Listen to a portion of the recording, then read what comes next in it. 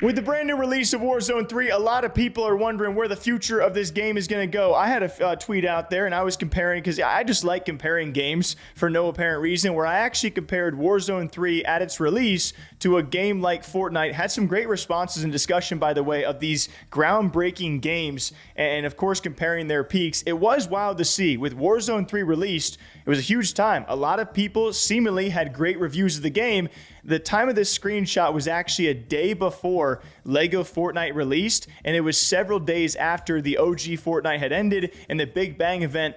And even then, you kind of realize like how big of a game Fortnite is. That's not the takeaway from Warzone 3, but there are streamers out there giving their speculation and thoughts of the future of this game, including Dr. Disrespect, who says he does not think that Warzone 3 has the retainability to keep on going for too long, unless they can really dive into some ideas to really extend the game's lifespan. That's what he thinks. What do you guys think? All right, here it is.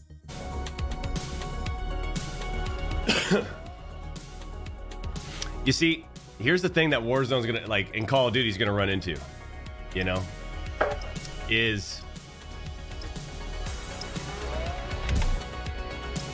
like this game's right now as is, it's not good enough to retain. It won't retain. I just believe that it won't retain. There's not enough here that creates a lot of excitement if you really want to look at it. And yeah, they can like alter and change and fix this and fix that, but they're gonna have to go really, really far with that stuff. And I don't know if I believe it. I don't think they're gonna be thinking that way. So I like Z's enthusiasm. He's already thinking about next year. And like I've been saying, if Treyarch gets back on the Battle Royale scene, and they they just do some circulating of studios. They get Raven off Warzone, get them off there, right? Have them be the support studio again, right? Create a couple maps, fix bugs and stuff like that, and let the big boys play, right? Treyarch getting in, dominating and owning the entire game, and looking for support from other studios to do what they say. I feel like we would get something. Granted, what does a Treyarch look like without the Vandahar effect, you know?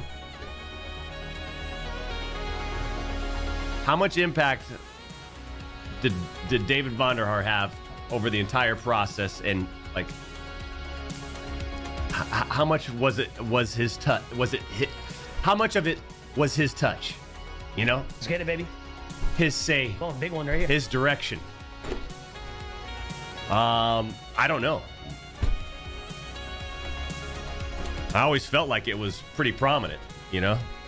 And of course, we already here. Maybe I'm crazy. Okay, leave a comment down below. Maybe I'm freaking crazy. But with Call of Duty, the one thing that pisses me off is you get one thing and then instantly you move on to the next. Like Warzone 3 dropped, I was like, oh, sick.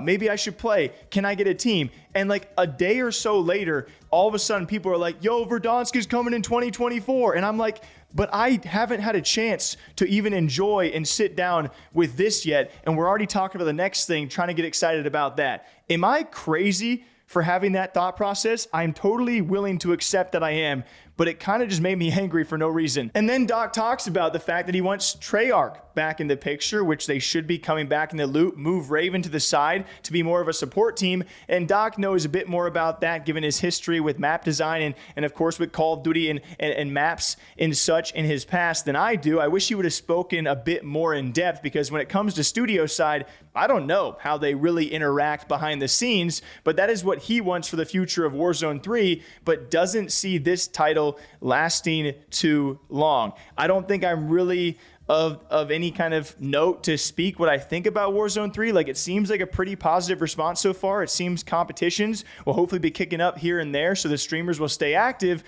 But then again, like I said before, like I feel like people are already excited for Verdansk 2024, which I do think will re-spark a lot of hype, as did fully tying back to how we started today's video, OG Fortnite, when they brought back their original map, they did it better than I think just about anyone ever has. And so Warzone, I don't know who had the idea first, right? But Fortnite put it into action first and actually relaunched it first. I do think the original Warzone, Verdansk coming back, will re-spark a lot of hype and be great for competition in the scene. But then where do you go after that is also a big question. Like, once you go back to the best, you can't just keep going back. I mean, you can try, right? But what do you do after that? And so that's why I'm steadily looking at Warzone 3. Okay, if they're going to go back to Verdansk, OG Fortnite, then they have Lego Fortnite, their future looks bright. So how can you keep on, actually implementing new things and coming up with better product instead of just going back to what was your best? I don't know.